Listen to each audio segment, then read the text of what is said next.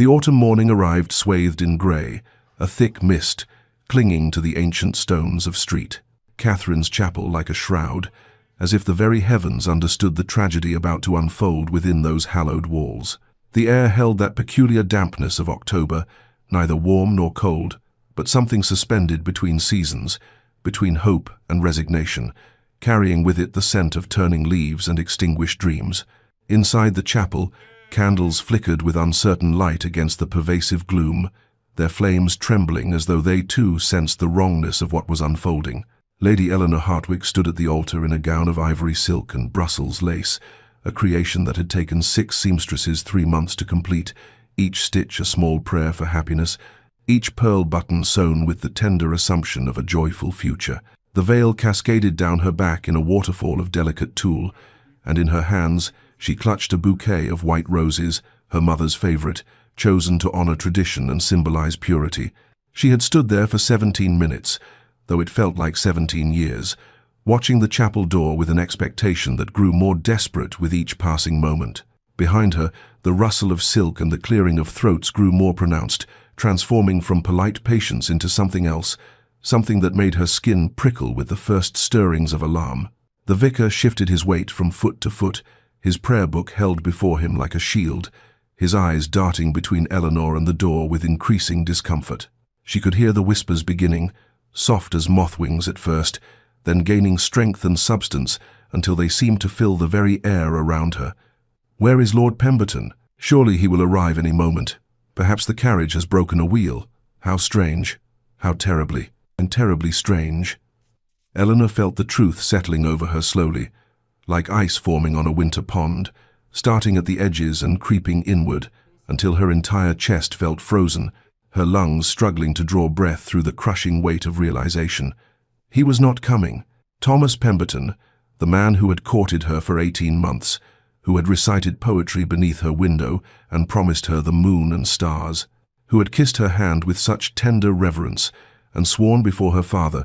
that he would cherish her all his days, he was not coming. The whispers grew louder, no longer concealed behind gloved hands, and she heard the word she would come to despise above all others: pity. Poor Lady Eleanor, poor, poor girl. How mortifying, how absolutely dreadful. She stood frozen, a statue carved from shame and disbelief, until finally her mother's hand touched her elbow, gentle and breaking, and whispered, "Come away, darling. Come away now." But Eleanor did not turn back up the aisle the way a bride should never walk alone and unmarried. Instead, she lifted her chin with a pride she did not feel, gathered her skirts with trembling hands, and walked forward down that endless strip of white silk runner, past the faces of 200 guests whose expressions ranged from shock to scandal to that terrible, soul-destroying pity. The veil remained in place, a merciful shield between her and their stares, though it could not protect her from the whispers that followed her like ghosts. She carried herself as though she were indeed a bride, as though somewhere ahead waited joy instead of ruin, walking toward nothing with all the grace she could summon, the white roses clutched so tightly in her hands that the thorns drew blood she would not notice until hours later, when the numbness finally gave way to pain. The weeks that followed became a blur of drawn curtains and unanswered correspondence, as Eleanor retreated into the shadowed rooms of Hartwig Manor like a wounded creature seeking the safety of its den. The ivory gown was packed away by her lady's maid, whose tears fell freely as she folded the silk that would never fulfill its purpose, and Eleanor watched with dry eyes, having discovered that some pain runs too deep for tears, settling instead into the bones like a winter chill that cannot be shaken. The invitations that had once arrived, daily requests for her presence at teas and soirees, at dinners and country gatherings, slowed to a trickle, then stopped altogether, as if her humiliation were contagious, something that might spread to those who came too close. The few visitors she received came with carefully arranged expressions of sympathy that only deepened her mortification, their eyes sliding away from hers as they murmured platitudes about time healing all wounds and the Lord's mysterious plans, words that meant nothing and changed nothing. Her mother sat with her in the mornings, needlework in her lap, but her eyes constantly seeking Eleanor's face, searching for signs of recovery that did not come, while her father retreated to his study, unable to find words adequate to his fury at the man who had done this to his daughter. Her younger sister, Charlotte, would appear in her doorway at odd hours, bearing tea or books or simply her presence, understanding somehow that silence was more comfort than speech. It was Charlotte who finally told her the truth that the rest of the household had conspired to conceal. Lord Pemberton had fled to the continent 3 days before the wedding, accompanied by Mrs. Catherine Whitmore, a widow with whom he had been conducting an affair for the entirety of his courtship with Eleanor. The words landed like physical blows, each detail a fresh violence. He had kissed Eleanor while loving another, he had planned a future with her while intending to abandon her, had stood in her father's study and asked for her hand while his heart belonged elsewhere. The cruelty of it was staggering, the calculation required to maintain such a deception while looking into her trusting eyes. A letter arrived in the 3rd week, forwarded by Pemberton's solicitor with obvious distaste, and Eleanor opened it with hands that no longer trembled because she had moved beyond trembling into something colder and more permanent. His words were brief and brutally honest in their selfishness. He had realized he could not marry without love, had found that love elsewhere, believed she would eventually understand, and perhaps even thank him for his honesty. The audacity of it, that he framed his betrayal as a kindness, his abandonment as integrity, ignited something in her chest that might have been rage if she had possessed the energy for such a vital emotion. Instead, she walked to the fireplace in her father's study, held the letter to the flames until the fire caught, and watched the paper blacken and curl, his careful script disappearing into ash and smoke, taking with it the last remnants of the girl who had believed in poetry and promises, leaving behind someone harder, colder, and infinitely more alone. 4 years had passed since that grey October morning, 4 years in which Eleanor Hartwick had transformed herself from abandoned bride into something else entirely, not quite what she had been before, for that innocent girl was gone forever, but something harder and more deliberate, a woman constructed from will and necessity rather than hope and feeling. She had become a fixture of quiet respectability in the county, her days occupied with the practical management of her father's estate affairs, a role she had assumed gradually during those dark months of isolation, and which she now performed with a competence that surprised even herself. The account books that had once seemed impossibly complex now yielded their secrets to her patient attention, and she discovered in herself a talent for organization and efficiency that had lain dormant beneath the frivolous accomplishments expected of young ladies, the watercolors and pianoforte, the French and needlework that prepared one for drawing rooms, but not for life. She attended society functions with careful regularity, understanding that complete withdrawal would mark her as broken rather than merely wounded, but she maintained a distance that had become her signature, a polite reserve that discouraged intimacy while preserving propriety. The invitations had gradually returned, though they came now with a different quality, as if she were a charity case to be included out of obligation rather than desire, and she accepted them with the same cool grace with which she declined the occasional, half-hearted courtship attempts from widowers and younger sons who saw in her a respectable option unencumbered by excessive expectations. She had become known, and she knew it with bitter clarity, as the woman who was left at the altar, her identity frozen in that moment of public humiliation, as if nothing she did before or after could matter as much as that single day when she stood waiting for a man who never came. Her competence with estate management, her intelligence in matters of business and politics, her quiet acts of charity in the village, none of it signified as much as that defining abandonment, and she felt sometimes as though she were a character in a story whose plot had concluded prematurely, leaving her to wander through subsequent chapters as a ghost of narrative purpose. Yet beneath the careful armor she had constructed, beneath the cool efficiency and measured smiles, there remained something she tried desperately to ignore, a longing for connection that manifested in the quiet moments when her guard dropped, when she watched her sister Charlotte with her new husband and felt an ache she could not name, when she walked past Street, Catherine's chapel, and remembered not the humiliation, but the hope she had felt before it was destroyed. She told herself that safety was enough, that independence was a kind of victory, that she had transcended the need for romantic attachment. But in the deepest hours of night she knew these for the lies they were, understood that she had not transcended desire, but merely buried it beneath fear, and this internal conflict exhausted her more than any amount of ledgers or correspondence ever could. As autumn arrived once more, Bringing with it the traditional opening of the social season, Eleanor prepared herself for another round of polite endurance, arranging her face into its customary expression of pleasant neutrality, never imagining that this season would be different from all those that had preceded it, never suspecting that transformation was not always a thing one chose, but sometimes a thing that chose you, arriving uninvited and irresistible as the changing of leaves or the turning of tides. The country house gathering at Meadowbrook Estate was already in full swing when Eleanor arrived with her parents, the great hall filled with the familiar faces of county society and several notable figures from London, drawn by the reputation of Lady Pemberton's legendary autumn entertainments, a fact that struck Eleanor with bitter irony, as their hostess shared a surname with the man who had destroyed her, though no relation existed between them. She had perfected the art of entering such spaces with her armor fully in place, her expression pleasantly neutral, her posture conveying quiet confidence, while her eyes remained carefully averted from too direct contact, a strategy that allowed her to be present without being truly visible, to fulfill social obligations without risking genuine connection. It was during her retreat to the relative safety of the music room, seeking temporary respite from the ceaseless hum of conversation and laughter, that she first became aware of him, a tall figure standing near the windows, his profile severe and striking against the afternoon light, his attention focused on the gardens beyond rather than the gathering behind him, suggesting a man as eager to escape the performance of sociability as she was. Lady Eleanor Hartwick, her hostess's voice announced with unnecessary volume, having followed her supposed escape with a new guest in tow. May I present His Grace, the Duke of Thornwick? He recently returned from diplomatic service in Vienna. Eleanor turned with practiced courtesy, extending her hand and offering the appropriate words of greeting, while her mind catalogued details with the automatic assessment that had become second nature.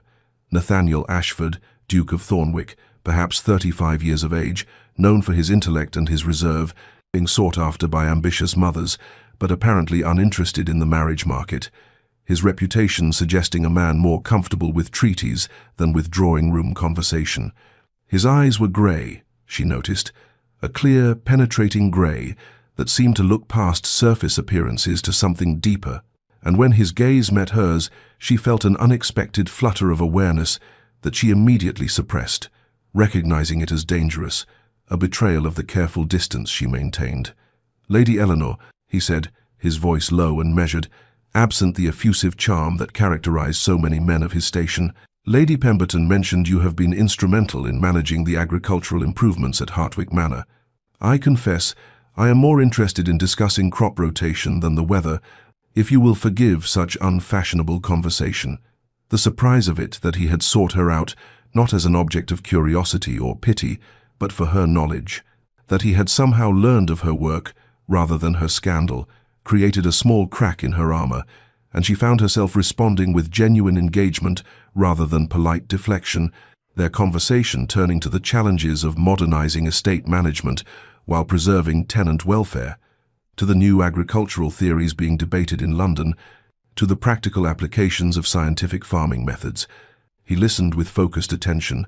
asked intelligent questions, offered insights from his own estates that suggested a man who involved himself in such matters rather than delegating them entirely to stewards,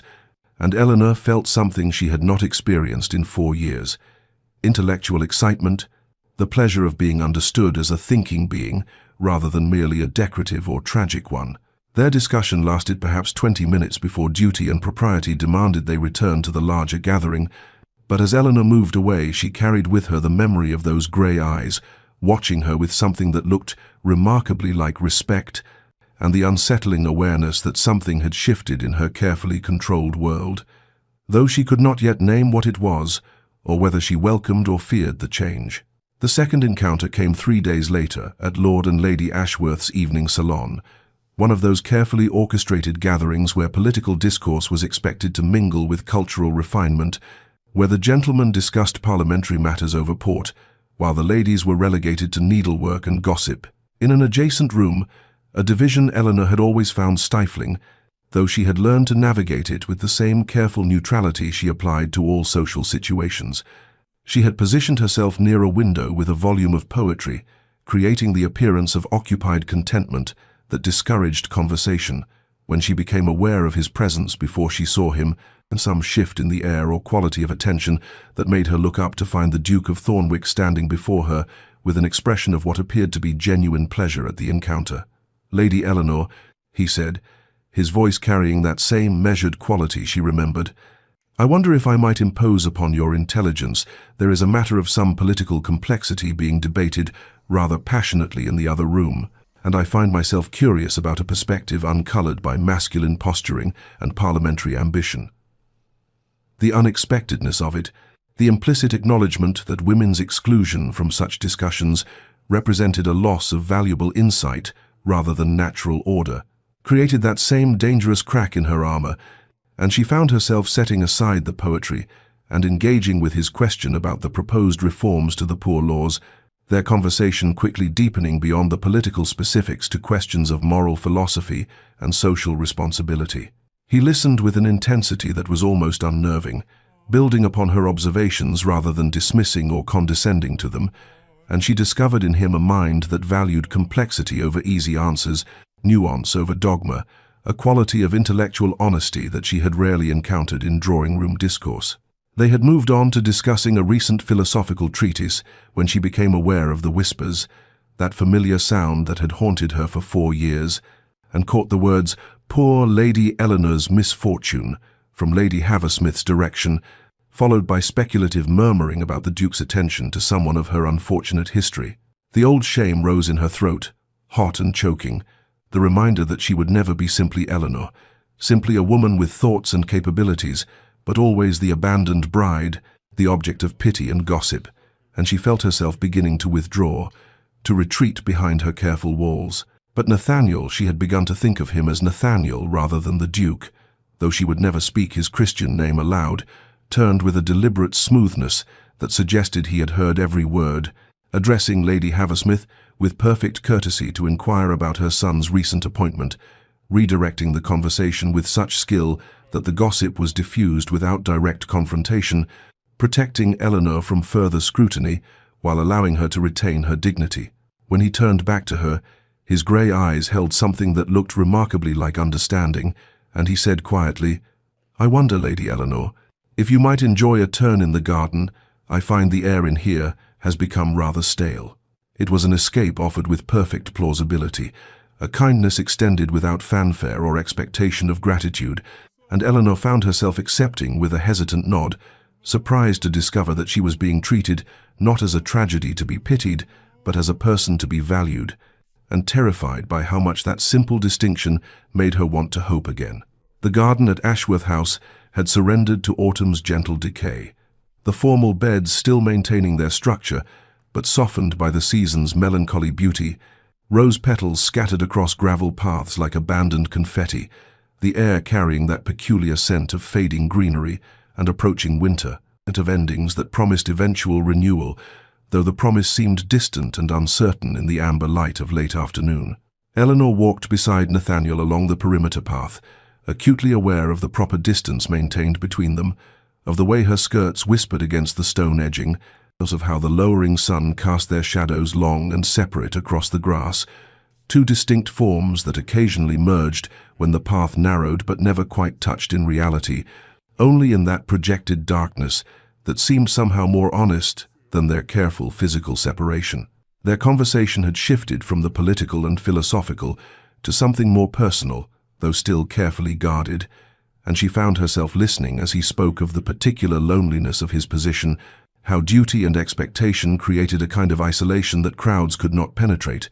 how one could be surrounded by people seeking favor or alliance and still feel fundamentally alone, understood by none, known by none, seen only as a title and a collection of responsibilities rather than as a man with thoughts and doubts and the same human longings that animated every heart. "I have spent much of my life," he said quietly, pausing to examine a late-blooming rose that had somehow survived the recent cold nights, its petals tinged with frost damage but still clinging to beauty. Performing a role that leaves little room for genuine connection, one learns to be cautious, to assume that interest is strategic rather than sincere, that friendship is often a disguised petition for influence. Eleanor felt something shift in her chest, a recognition that mirrored her own experience, though from a different direction. For she too had learned that people's interest in her was rarely about who she truly was, but about what she represented. Though in her case it was not power they sought, but the titillation of tragedy, the satisfaction of pitying someone whose misfortune made their own lives seem more fortunate, by comparison. "I understand something of that isolation," she heard herself say. The words emerging before her careful control could stop them, though perhaps from the opposite perspective, to be seen only as a moment of public humiliation rather than as a complete person, and to have one's entire identity reduced to a single terrible day. They had reached a small stone bench beneath an ancient oak, its branches nearly bare now, and by unspoken agreement they sat, maintaining that careful distance, but somehow closer in understanding than proximity alone could achieve. And in the silence that followed, Eleanor felt something she had not experienced in 4 years, the comfort of being understood without needing to explain, of recognition passing between two people who had learned to protect themselves but were tentatively, carefully, lowering their guards in the presence of someone who might comprehend what that protection cost. Nathaniel turned to look at her directly, those grey eyes holding hers with an intensity that should have felt intrusive, but instead felt like being truly seen. And he said, "It requires tremendous courage, I think, to continue appearing in society when society has proven itself cruel, easier, by far, to retreat entirely, yet you persist with grace and dignity that speaks of extraordinary strength." The words landed in a place Eleanor had not known was waiting for them, some deep internal space that had been braced for pity or admiration of the wrong kind.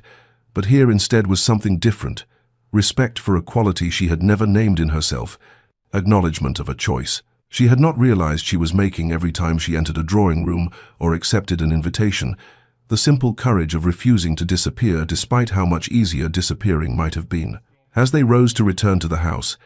the gathering dusk making continued absence from the party inadvisable, Eleanor realized she was smiling, and then, unexpectedly, wonderfully, terrifyingly, she was laughing at some small observation he made about their hostess's overly dramatic arrangements of autumn foliage,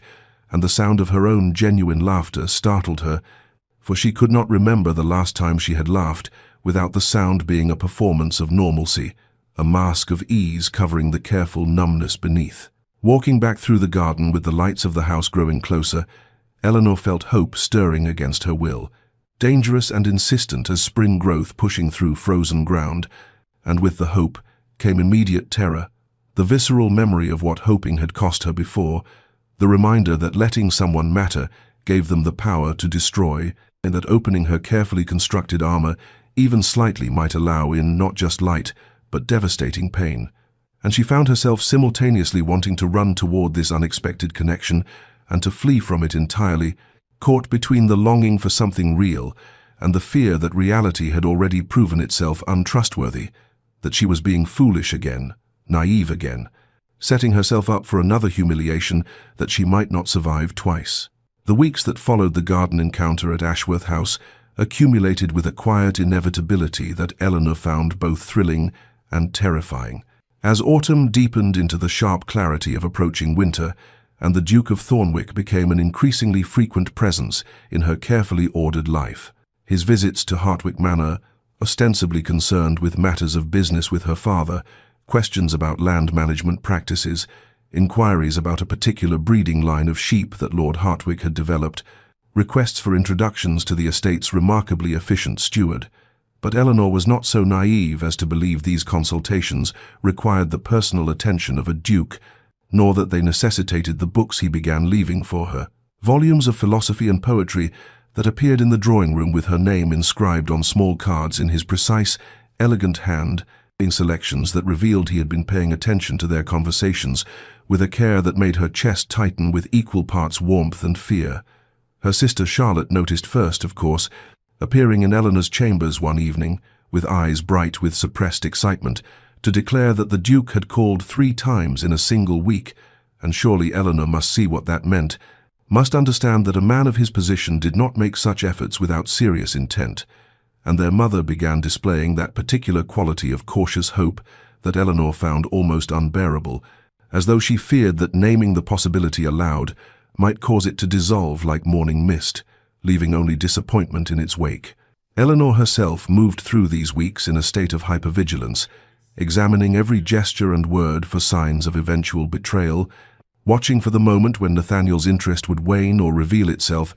as something other than what it appeared, some cruel game or, worse, genuine pity for the abandoned woman who had learned to manage estates because she had nothing else to occupy the hollow space where a marriage should have been. It was during one of his visits, when they had retreated to the library ostensibly to discuss a philosophical treatise on moral duty that he had lent her the previous week, and that the moment came, which would later seem inevitable, but felt in the instant like a small catastrophe. They had been debating a particularly complex argument about the relationship between individual conscience and social obligation, Eleanor gesturing to emphasize a point about the author's flawed logic, when their hands brushed across the open pages of the book, and the contact sent such a shock of awareness through her that she froze, every carefully constructed wall suddenly paper-thin, and she looked up to find him watching her, with an expression that held such unmistakable longing that she could not pretend to misunderstand, could not retreat behind polite oblivion. They both withdrew their hands quickly, the moment passing in less than a heartbeat, the conversation resuming with determined focus on philosophical abstractions. But something had shifted. Some acknowledgement had passed between them that could not be taken back, and as Eleanor watched him prepare to leave an hour later, noting the careful way he never pressed beyond what she offered, never demanded more time or attention than she was willing to give, she began to understand that his patience was not static, but rather evidence of a fundamental respect for her autonomy, for her right to guard herself, and this recognition was perhaps more dangerous than any passionate declaration could have been, for it suggested that Nathaniel Ashford was precisely the kind of man who might actually be worthy of trust, which made the prospect of trusting him absolutely terrifying. The Winstead Ball represented the culmination of the winter season, its ballroom glittering with enough candlelight to rival the stars that Eleanor could not see beyond the floor-to-ceiling windows, the air thick with the mingled scents of hothouse flowers and expensive perfumes, and the particular heated atmosphere that came from hundreds of bodies moving through prescribed social rituals, and she had agreed to attend, primarily because refusing would have seemed pointed, given that Nathaniel would be present, though now, standing near one of the refreshment tables with a glass of champagne, she had no intention of drinking. Eleanor wondered if she had made a terrible miscalculation in subjecting herself to this particular form of public scrutiny. She had been aware of the whispers for weeks now, the way conversations seemed to pause when she entered a room, only to resume with increased energy once she passed, the knowing looks exchanged between matrons who had perfected the art of communicating volumes through the smallest gesture. But here, in the ballroom, the speculation had reached a crescendo she could no longer ignore, for she heard her name not loudly, but with that particular carrying quality that suggested the speakers wanted to be overheard, and the words that followed landed like physical blows, despite their familiar cruelty. "The Duke's attention to that poor woman seems quite marked, does it not?" Lady Ashworth's voice, syrupy with false concern, drifted from behind an arrangement of ferns that provided inadequate concealment for the little group gathered there. One must wonder at his motivations. Surely pity plays some role, for what else could interest a man of his standing in someone so marked by scandal? Another voice, younger, added with barely suppressed glee, "Perhaps he conducts an affair and knows she is too desperate for respectability to refuse him, too grateful for any attention to demand honorable intentions." And the laughter that followed was soft but unmistakable, designed to wound while maintaining plausible deniability should they be confronted. Eleanor felt the words reopen wounds she had thought scarred over, the old humiliation flooding back with visceral intensity. She was standing at the altar again, aware of pitying eyes, aware of her own foolishness in hoping, aware that she would always be defined by that moment of public abandonment, no matter what she achieved or who she became. And the ballroom suddenly felt suffocating, the candlelight too bright, the press of bodies too close, the very air conspiring to remind her that she would never escape the weight of other people's judgments, never be seen as anything more than an object of pity or speculation. She set down her glass with hands that trembled only slightly, years of practiced composure serving her even now, and made her way toward the terrace doors with measured steps that betrayed none of her internal distress, smiling vaguely at acquaintances she passed, maintaining the performance of ease even as something in her chest threatened to crack open,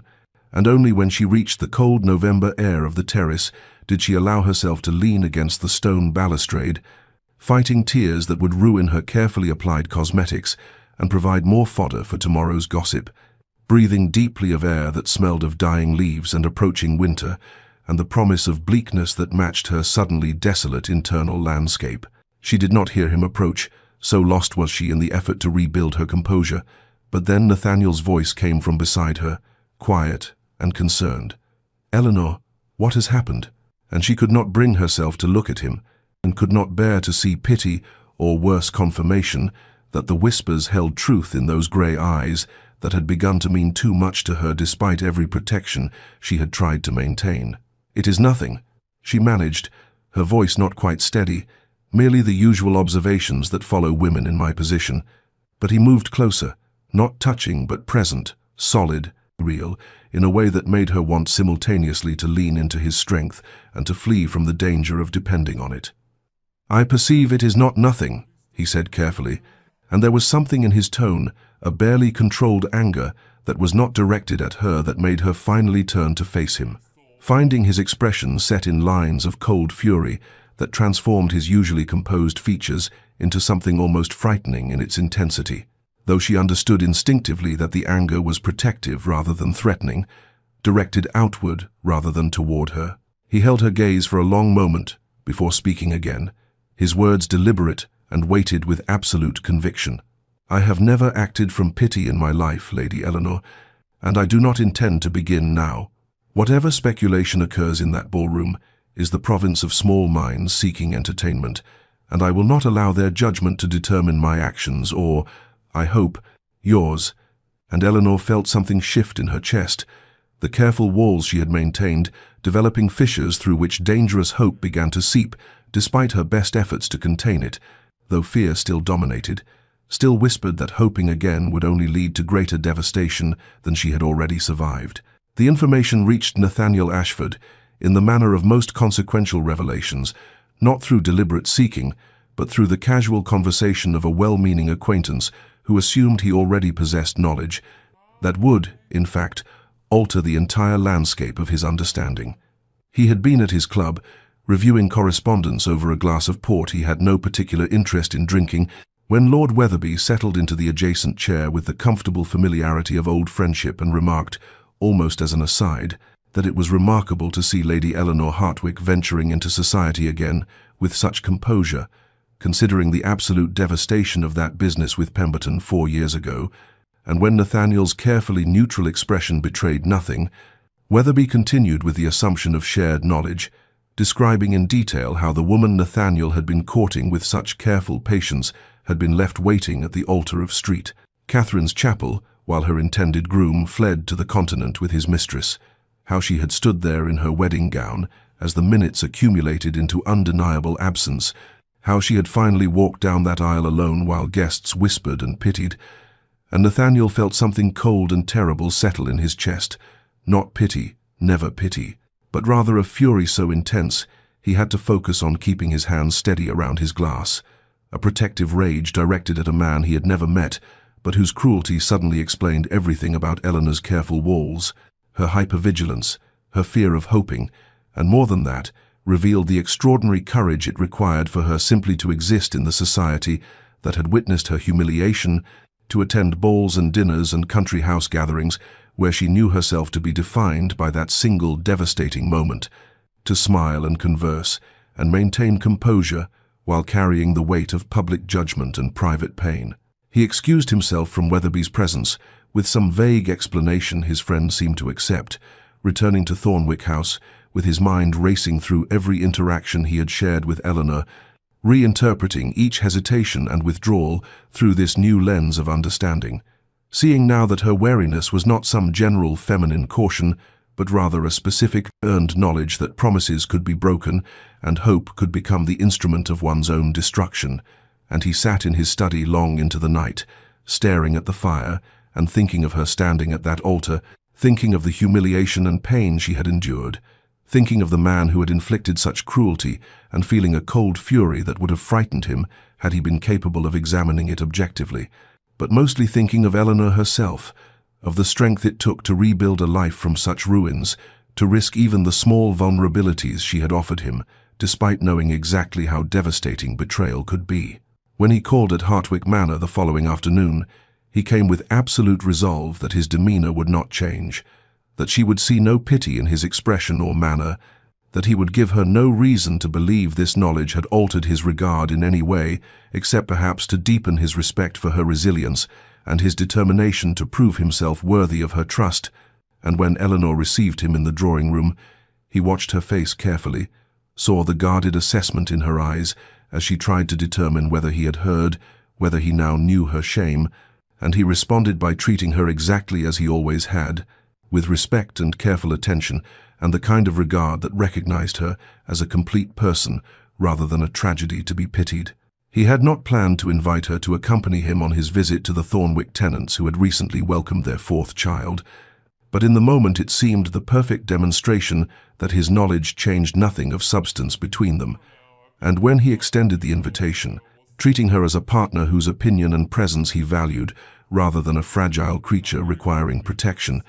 he saw something shift in her expression, a tentative easing of tension, and during the hours they spent visiting the tenant family, discussing matters of estate management and appropriate support for growing families, the naturalness of their partnership became evident in ways that transcended words, their complementary strengths, the way they seemed to anticipate each other's thoughts, the easy collaboration that suggested not pity or charity, but genuine compatibility. And as they returned to Hartwick Manor in the late afternoon light, Nathaniel understood that his resolve had crystallized into something unshakable.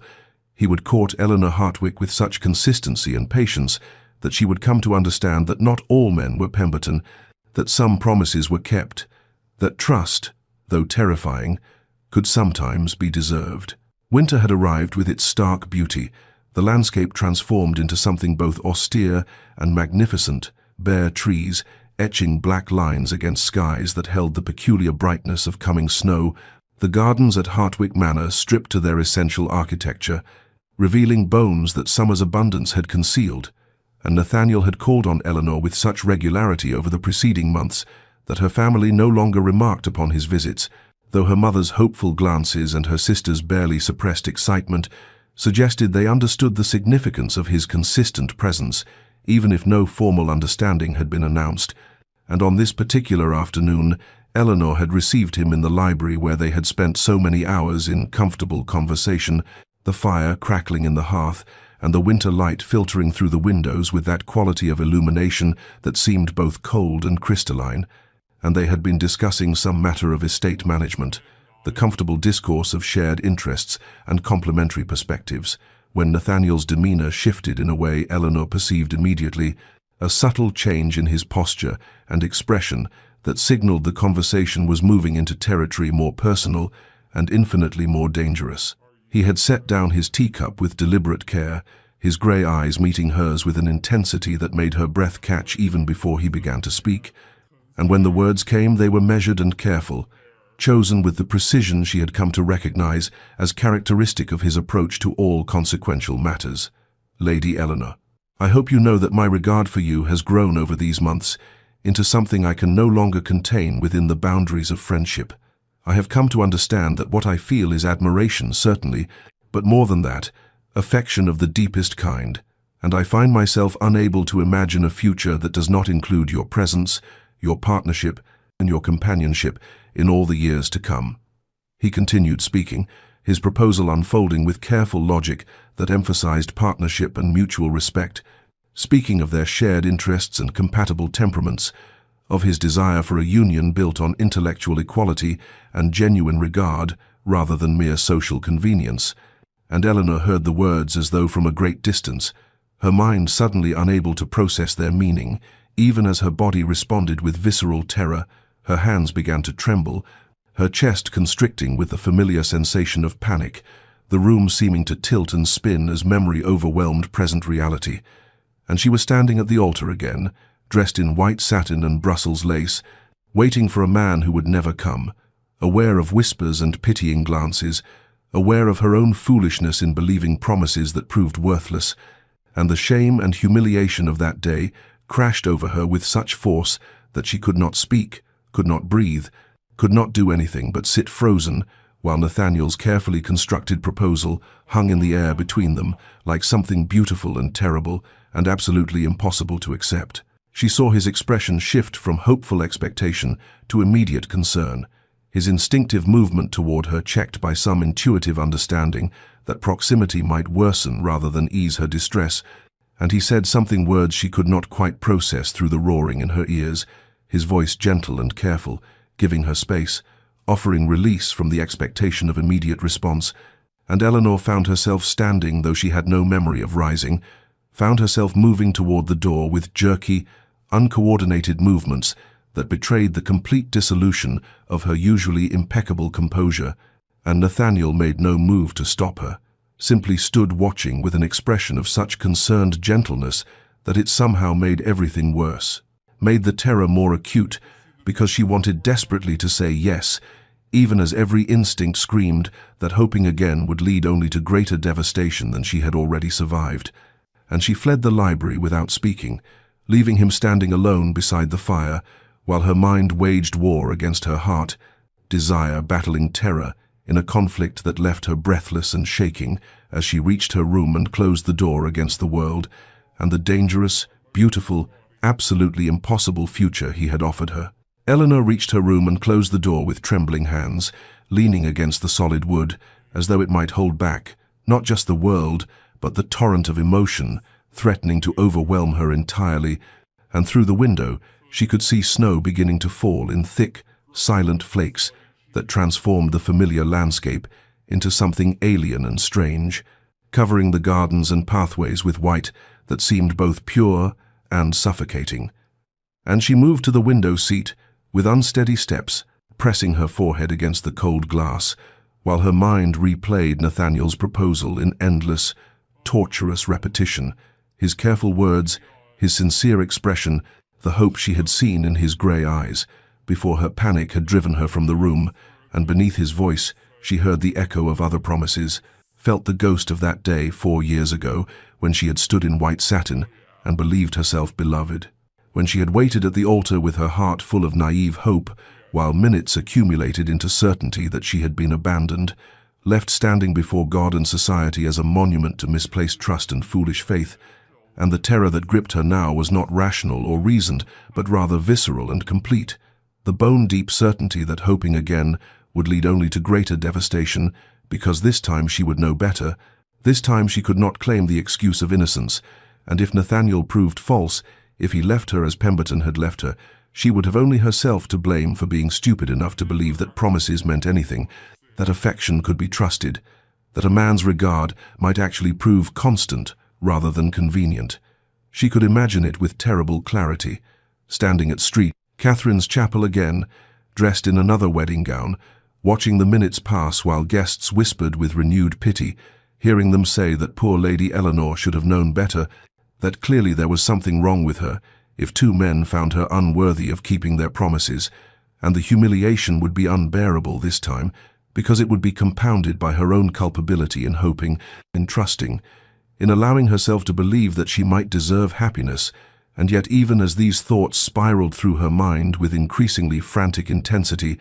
another voice whispered beneath them, quieter but persistent, reminding her of the past months, of Nathaniel's unfailing consistency, of the way he appeared exactly when promised and treated her with respect rather than pity,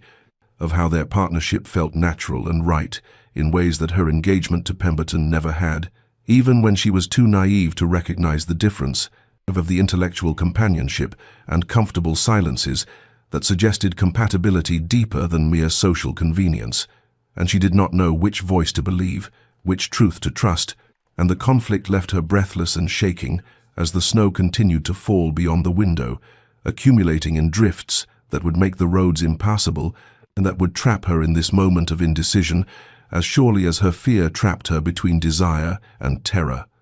A soft knock at her door eventually penetrated her awareness, and her sister Catherine entered without waiting for invitation, taking one look at Eleanor's face and immediately crossing the room to sit beside her on the window seat, taking her cold hands in warm ones and simply waiting with the patience that had always characterized her gentle nature, and after a long silence Eleanor found herself speaking, the words tumbling out in disjointed confession. "He proposed, and I fled like a coward. And I want desperately to say yes, but Catherine, what if he leaves? What if I stand at that altar again and he does not come? What if everyone sees me humiliated twice over and knows me for the fool I am?" And Catherine listened without interruption until the words ran dry, then spoke with quiet wisdom that belied her younger years, reminding Eleanor that refusing Nathaniel was not safety but merely a different kind of loss, that she could protect herself from potential heartbreak only by guaranteeing present loneliness, that Pemberton's cruelty had already stolen 4 years of her life, and refusing to risk again would let him steal all the years that remained, and most importantly, that love always required courage, because the alternative to risking pain was accepting numbness. And which death did Eleanor prefer, the death of hoping and possibly losing, or the death of never hoping at all? And Eleanor realized with sudden, crystalline clarity that her sister was right, that refusing Nathaniel would indeed be letting Pemberton win, would be allowing fear to rule her life completely, would be choosing safety over living, and while the terror remained, would perhaps always remain, she understood that courage was not the absence of fear, but rather the decision to act despite it. And sitting there watching snow transform the world beyond her window, she began to imagine something different from the disaster her fear predicted, began to tentatively allow herself to remember Nathaniel's steady presence and wonder whether perhaps this time, this man, might actually prove constant, might actually mean the promises he made, might actually be offering not a repetition of past pain, but the possibility of future joy. Eleanor sent word to Nathaniel the following morning, a brief, formal note, requesting that he call upon her at 2 o'clock if his schedule permitted, and she spent the intervening hours in a state of trembling determination, rehearsing what she needed to say while watching through her window as the world beyond transformed under clear skies. The snow that had fallen during her dark night of the soul, now glittering in brilliant sunshine that made everything appear both pristine and possible, as though nature itself offered evidence that storms could pass and leave beauty in their wake. And when Nathaniel arrived precisely at the appointed hour, she received him again in the library where his proposal had sent her fleeing in panic. But this time she had fortified herself with the courage her sister had helped her recognize, the understanding that speaking her truth, all of it, the shameful and painful parts she had kept hidden, was necessary if there was to be any possibility of the future he offered. And so when he entered with careful courtesy, his grey eyes searching her face with concern and question, she gestured for him to sit and remained standing herself, because movement seemed necessary to force the words past the constriction in her throat, and she began to speak with hands that trembled, despite her best efforts at composure, telling him first about that day 4 years ago, in halting sentences that gradually gained momentum as the story poured from her, how she had stood at St. Catherine's Chapel in white satin and Brussels lace, how the minutes had accumulated while guests whispered and shifted uncomfortably, how she had felt the exact moment when waiting became certainty that Lord Pemberton would not come, how she had walked down the aisle alone past pitying faces while humiliation burned through her like fire, and then the aftermath, the weeks of isolation and the social ruin, the way invitations ceased and supposed friends spoke of her in tones of condescending sympathy, and finally Pemberton's letter explaining his long-standing affair with another woman and his casual cruelty in admitting he had never truly intended to marry Eleanor, but had found himself trapped by circumstance and family expectation until flight seemed his only option. And she told Nathaniel how she had burned that letter and watched her naive dreams turn to ash, but could not burn the memory, could not erase the fundamental lesson she had learned about the worthlessness of promises and the foolishness of trust. And her voice broke as she described the fear that now gripped her, the terror of standing at an altar again, of hoping again, of risking the devastating humiliation of being abandoned twice over, because what would that say about her? What essential flaw must she possess if 2 men found her unworthy of keeping their promises? And she explained that she wanted desperately to say yes to his proposal, but did not know how to silence the voice that insisted hoping was simply inviting greater pain, that trusting again would prove her not brave but merely stupid. And when she finally fell silent, the words exhausted and her composure hanging by the thinnest thread, she looked at Nathaniel where he sat, watching her with an expression of such focused attention that she knew he had heard not just her words, but the fear beneath them. And the silence that followed felt heavy with emotion, weighted with all she had revealed and all that now hung in the balance. And she waited for his response, with her heart pounding and her hands still trembling, uncertain whether confession would bring relief or simply confirm that she was too damaged for the happiness he offered, but knowing that honesty was the only foundation upon which anything real might be built. And so she stood in the winter sunlight streaming through the library windows and waited for Nathaniel to speak, to judge, to decide whether her broken trust could be worthy of his patient regard. Nathaniel remained silent for a long moment after Eleanor's confession ended, and she watched him with her heart suspended between beats as his grey eyes held hers with an intensity that seemed to see not just her present fear, but all the accumulated pain that had shaped it. And when he finally spoke, his voice was quiet, but carried a weight of emotion carefully controlled. And he began by telling her something she had not known, that he too had once been engaged, years ago before his diplomatic service, to a young woman of good family whom he had believed he loved with the fervent certainty of youth. And she had seemed to return his affection with equal measure until 3 weeks before their wedding, when he discovered quite by accident that she had been conducting an affair with his closest friend, that the two had been planning to elope, but his friend's family had threatened disinheritance, and so she had remained engaged to Nathaniel while maintaining her true attachment elsewhere. And he had confronted her only to hear her admit with casual cruelty that she had never loved him, but rather his title and fortune, that she found him too serious and cold, that marrying him would have been a sacrifice she was willing to make for security but not for love. And Nathaniel told Eleanor that he had ended the engagement immediately and thrown himself into diplomatic work abroad, using duty and distance as shields against further vulnerability. And for years he had attended social functions when required, but had maintained careful emotional detachment, had refused all matchmaking attempts, and had built walls as surely as Eleanor had built hers. And he explained that what had drawn him to her was not pity or convenience, but rather recognition he had seen in her quiet composure and careful distance, a reflection of his own protective armor, had sensed beneath her controlled demeanor the same loneliness he felt. And their conversations had revealed not just intellectual compatibility, but something deeper, a quality of authenticity that came from having survived betrayal and chosen to continue living despite it. And he told her that her strength astonished him, that appearing in society after such public humiliation required courage he deeply admired, that managing her father's estate with such competence while carrying private pain spoke to character far beyond what society's shallow judgments recognized.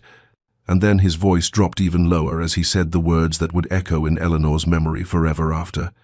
"I am not Pemberton, Eleanor. I do not make promises I cannot keep, and I would rather remain unmarried all my days than prove myself unworthy of the trust you might grant me." And he told her that he understood her fear because he had felt it himself, that learning to hope again after betrayal was perhaps the most difficult thing a heart could attempt,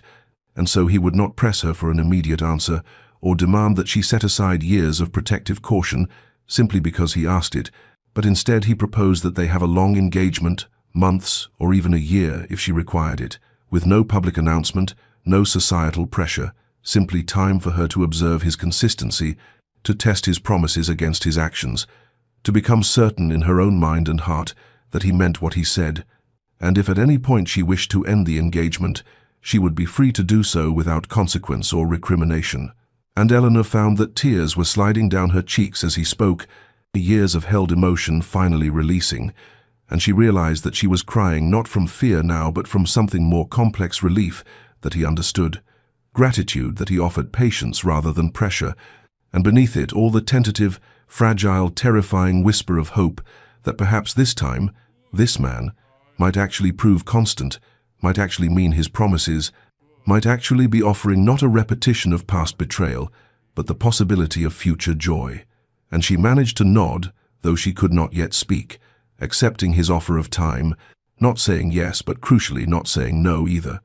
And Nathaniel reached across the space between them to gently take her hand, his touch warm and steady, and they sat together in the winter sunlight, streaming through the library windows, while Eleanor's tears fell, and the world seemed to hold its breath at the threshold of transformation. Spring arrived with the tentative grace of all new beginnings, bringing with it pale green leaves unfurling on bare branches and early crocuses pushing through softened earth, and Eleanor watched the world's renewal from the windows of Hartwick Manor with something that felt dangerously close to hope, though she examined this feeling carefully, as one might examine a beautiful but potentially fragile thing, uncertain whether it would shatter at rough handling or prove more resilient than fear predicted. And in the months following her acceptance of Nathaniel's offered time, she discovered that trust could indeed be rebuilt through the accumulation of small consistencies he called, when he said he would, arrived at the precise hour promised, and when unexpected business required him to cancel an engagement, he sent word immediately with genuine apology and a specific alternate proposal, never leaving her to wonder or wait in the anxious uncertainty that had once defined her experience of promises, and they maintained their agreement of privacy, making no public announcement of understanding between them, which granted Eleanor the freedom to observe without the weight of societal expectation or the fear of public humiliation, should she ultimately decide she could not proceed, and she found herself gradually allowing hope to take root, imagining tentatively what a future might look like with this steady, patient man who treated her intelligence with respect and her fear with understanding, though there came an afternoon in late April when panic seized her without warning, as they sat in Hartwick Manor's drawing-room discussing a book he had brought her, and suddenly she could not breathe, could not think past the overwhelming certainty that she was being foolish, that trusting again would inevitably lead to fresh devastation, and she stood abruptly with some stammered excuse, expecting anger or frustration at her irrational terror. But Nathaniel simply set down his teacup and regarded her with those steady grey eyes and said quietly, "Eleanor, I am not going anywhere. Take whatever time you need. I will be here when you are ready to continue our conversation, or if you would prefer, I can take my leave and return tomorrow. Whatever grants you peace." And his calm acceptance of her fear without judgment or pressure somehow steadied her more than any protestations of devotion could have done. And in early May they attended a village charity event together at St. Catherine's Chapel, and Eleanor felt her heart pound as they approached the building where she had once stood, abandoned. But Nathaniel walked beside her with solid presence, and as they entered the nave with its familiar stone arches and stained glass windows, she realized, with something like revelation, that the chapel was simply a building, that the past was simply memory, that these physical spaces held only the power and meaning she chose to grant them, and standing there with Nathaniel's arm steady beneath her hand, she understood that she was not the same terrified, abandoned girl of 4 years ago, but rather a woman who had survived devastating pain and learned that she possessed a strength she had never imagined. And perhaps more significantly, she recognized that Nathaniel was not Pemberton, that his consistent presence over these months of quiet courtship had demonstrated character that actions proved far more reliably than words ever could. And as they moved through the chapel, distributing baskets to families in need, Eleanor felt something shift fundamentally within her. A loosening of the fear that had gripped her heart for so long, a cautious but genuine belief that perhaps this time, this man, this possibility, might actually lead not to fresh heartbreak, but to the authentic partnership and joy she had once dreamed possible. Summer arrived in waves of warmth and abundance, transforming the gardens of Hartwick Manor into a riot of color and fragrance, and Eleanor stood at her bedroom window one evening in late June, watching roses bloom in the golden light of approaching sunset, their petals unfurling with the confident certainty of things that knew their season had arrived, and she felt something settle within her that had been unsettled for so very long, a quiet certainty that mirrored the rose's unhesitating bloom, a recognition that her season too had finally come, that the long winter of fear and the tentative spring of cautious hope had given way to something warmer and more sure, and she realized with sudden crystalline clarity that she was ready, that the fear which had gripped her heart for months had not disappeared entirely, but had transformed into something she could carry without being crushed by its weight, into courage rather than paralysis, and she knew with bone-deep certainty that she wanted to marry Nathaniel Ashford, wanted to build a life with this patient, steady man who had proven through accumulated small consistencies that his promises meant something and the realization brought not panic as it once would have, but rather a sense of rightness that felt like coming home after long exile. And so she left her room with purpose, moving through the familiar corridors of Hartwick Manor and out into the gardens where she knew she would find him, for he had developed the habit of walking among the roses in the evening when he called, and she found him there as expected, his tall figure outlined against the honeyed light. And when he turned at her approach, something in her expression must have communicated her intent, because his grey eyes sharpened with attention and careful hope, and Eleanor stopped before him with her heart beating strong and steady rather than frantic, and she said with a voice that did not tremble, "Nathaniel, I have an answer for you." And she watched his hands tighten slightly at his sides, the only outward sign of tension in his otherwise composed demeanor, and she continued, "Yes, I will marry you. I am certain now. I am ready." And for a moment he simply looked at her as though committing the moment to permanent memory, and then joy broke across his features like sunrise, carefully controlled, as all his emotions were, but unmistakably genuine. And he stepped forward to take her hands in his touch warm and solid and real, and he said quietly, "Eleanor, you have made me happier than I believed possible." And then he was drawing her closer, and she was rising on her toes to meet him, and their first real kiss was everything she had not let herself imagine, tender and promising and full of the future they would build together. And when they finally drew apart, she said something that clearly surprised him. "I want to marry at St. Catherine's Chapel." And she saw his momentary concern that she was forcing herself to face trauma, but she shook her head and explained, "I will not let that place remain a site of sorrow. I will transform it, reclaim it, make it mean something new." And Nathaniel's expression shifted to profound admiration, and he said, "You are the bravest person I have ever known."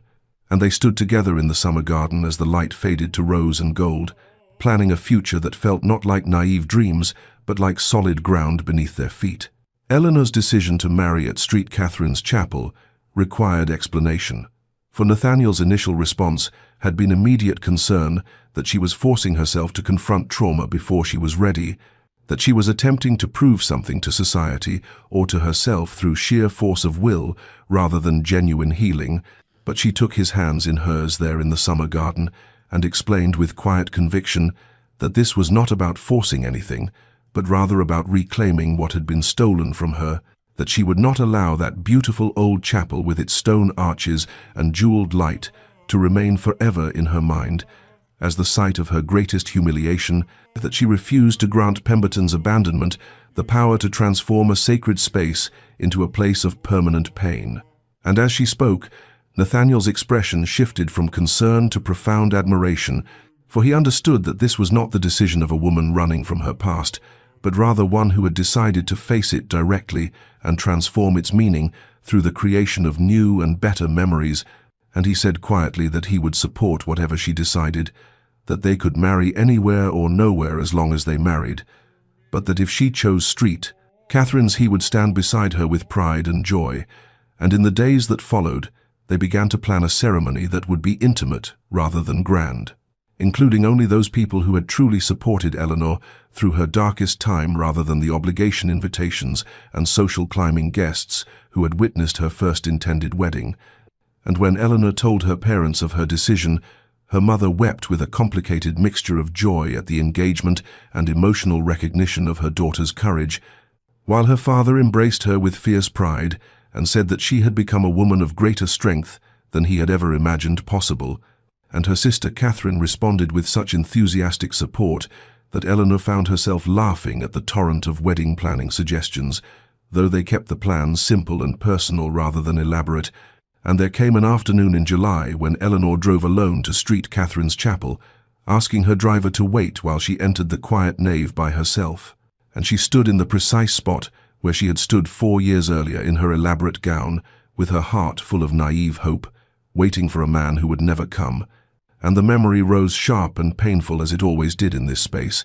But this time Eleanor did not flee from it, but rather let herself feel it fully, the humiliation, the grief, the shattering of dreams. And then she consciously chose to forgive herself for having hoped that first time, for having been young enough and trusting enough to believe in promises that proved empty, and she allowed herself to acknowledge that hoping again with Nathaniel was not foolishness, but rather the profound courage of someone who had been devastated and yet refused to let devastation define the remainder of her life. And she stood there in the colored light, falling through stained glass windows, and made a promise to herself that when she returned to this chapel as a bride, she would not be the same frightened girl who had waited here in vain, but rather a woman who knew her own worth and had chosen a man who recognized and honored that worth consistently through action rather than empty words. Autumn had returned to the countryside with its particular slant of golden light and crisp promise of transformation,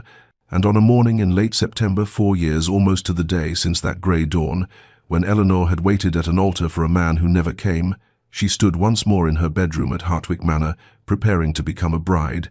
But everything about this preparation felt fundamentally different from that first fevered anticipation,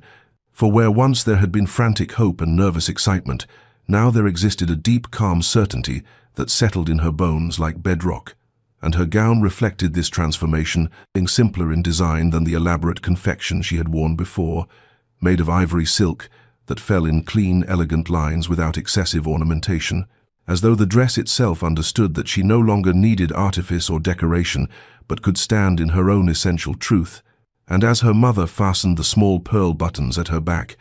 Eleanor noticed that her hands were steady rather than trembling, her breathing even rather than quick with panic, and she met her own eyes in the mirror and recognized the woman looking back at her, not the naive girl who had believed promises came without proof, but a woman who had been broken and had painstakingly reassembled herself into something stronger and more authentic than she had been before.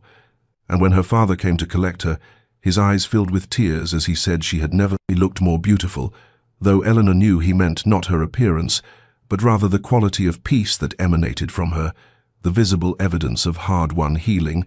And as they drove through familiar countryside toward Street, Catherine's chapel, she noted, landmarks that had not changed in 4 years, while she had changed entirely, the ancient oak at the crossroads still spreading its branches in benediction, and the stone bridge over the stream, still arching gracefully over water that flowed always forward, never back. And when the chapel came into view, her heart beat strong and steady rather than frantic, and the autumn morning had blessed them with weather that seemed like grace made manifest, warm light pouring through gaps in white clouds to gild the ancient stones. And her father helped her from the carriage with a hand that trembled slightly, though hers did not, and together they entered the chapel's small vestibule, where Catherine waited with Eleanor's simple bouquet of roses and Michaelmas daisies, her sister's face radiant with joy and fierce pride. And then the chapel doors opened, and Eleanor could see down the short aisle to where Nathaniel stood, waiting beside the altar. His tall figure, solid and present and utterly certain, his grey eyes finding hers immediately with an expression of such profound love and steady commitment that Eleanor felt tears prick her eyes, though they were tears of gratitude rather than fear,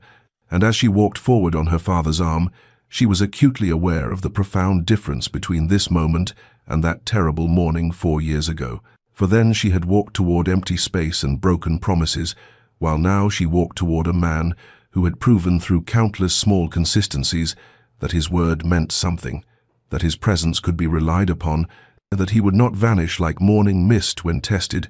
And when her father placed her hand in Nathaniel's, the warmth and solidity of his grasp felt like an answer to questions she had been asking for years,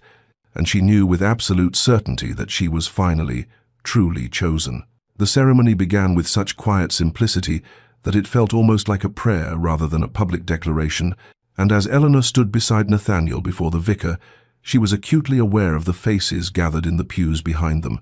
not the crowd of obligation and curiosity that had witnessed her first intended wedding, but rather the small collection of people who had truly loved her through her darkest time, her parents with tears already streaming down their faces, her sister Catherine beaming with fierce joy, Nathaniel's closest friend, Lord Ashworth, who had become her friend as well, the housekeeper from Hartwick Manor, who had brought Eleanor tea during those first terrible weeks of isolation, the tenant families who had benefited from her careful management and had never treated her as an object of pity. And as the vicar began the traditional words, Eleanor found that her voice emerged steady and clear when it came time to speak her vows. No trembling or hesitation, but rather a firm certainty that seemed to come from some deep place within her that had been forged through suffering into something unshakable. and she promised to love and honor this man, not with the naive enthusiasm of untested hope, but with the conscious choice of someone who understood exactly what promises meant and how much courage it required to make them. And when Nathaniel spoke his vows in return, his grey eyes never left hers, and his words were not the standard formal phrases, but rather something he had written himself, specific and personal, referencing the garden where they had first truly talked, the patience they had both learned through their separate wounds, the partnership of equals he envisioned for their future, and his voice held such quiet intensity that Eleanor felt tears slip down her cheeks though she was smiling. And when the vicar finally pronounced them husband and wife, and Nathaniel kissed her with tender reverence, Eleanor experienced an emotional breakthrough so profound it felt almost physical, as though something that had been frozen inside her chest for 4 years suddenly thawed and began to flow again. And it was not simple joy she felt, though joy was certainly present, but rather something more complex and hard-won vindication that she had been right to hope again. Healing that came from having a terrible memory overlaid with a beautiful one in the same space. Transformation from the abandoned girl she had been into the chosen woman she had become. And as they turned to walk back down the aisle together, Eleanor was overwhelmingly conscious of the symbolic completion of this moment, that she was walking the same path she had walked alone in devastation 4 years ago, but now walking it with a partner whose hand held hers firmly, and whose presence beside her was solid proof that some stories did find their proper endings, even after the most painful false starts.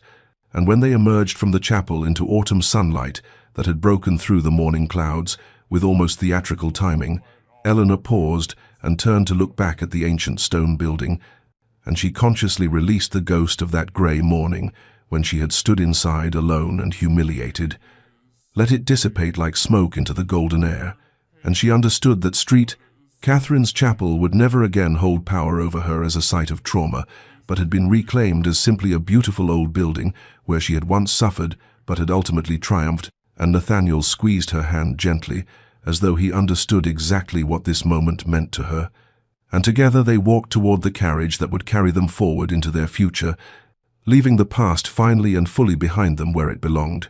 5 years had passed since that autumn morning, when Eleanor had walked down the aisle of Catherine's chapel as the Duchess of Thornwick, and the transformation of her life had been so complete and so profound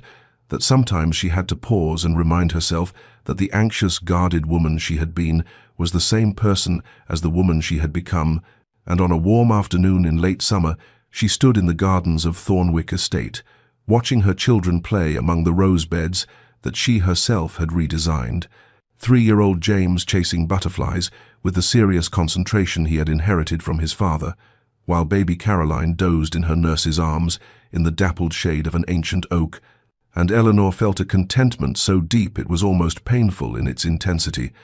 not the shallow happiness of someone who had never suffered, but rather the hard-won peace of someone who had descended into darkness and climbed back into light and knew the difference between the two, and she had grown into her role as Duchess with a confidence that came from genuine partnership with Nathaniel, for he consulted her on estate matters and political decisions, and treated her not as an ornament or a vessel for heirs, but as an equal whose intelligence and judgment he valued,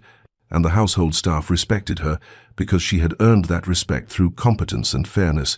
and the tenants trusted her because she knew their names and their concerns and worked tirelessly to improve their conditions. And when society whispered about the Duchess of Thornwick, now they spoke not of the woman who had been abandoned, but rather of her remarkable management of the estate during Nathaniel's absence on diplomatic missions,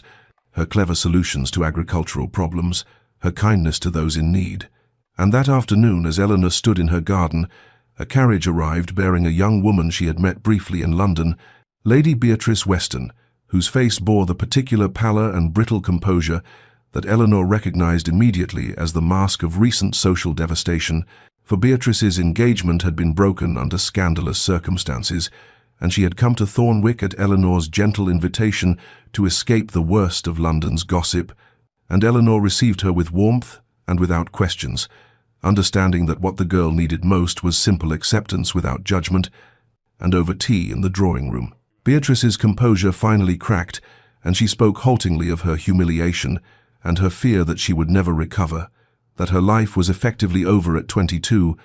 and Eleanor listened with the patience of someone who had walked this path herself, and when Beatrice finally fell silent,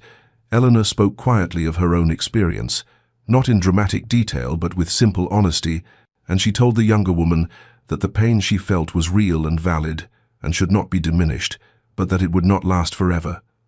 That healing was possible even when it seemed impossible, that sometimes what felt like the worst thing that could happen was actually a redirection towards something better,